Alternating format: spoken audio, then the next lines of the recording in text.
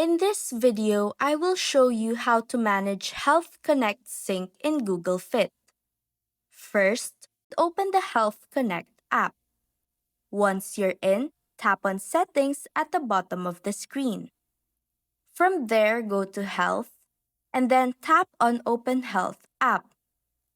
Inside the Health app, tap on your profile, scroll down, and go to the Apps section.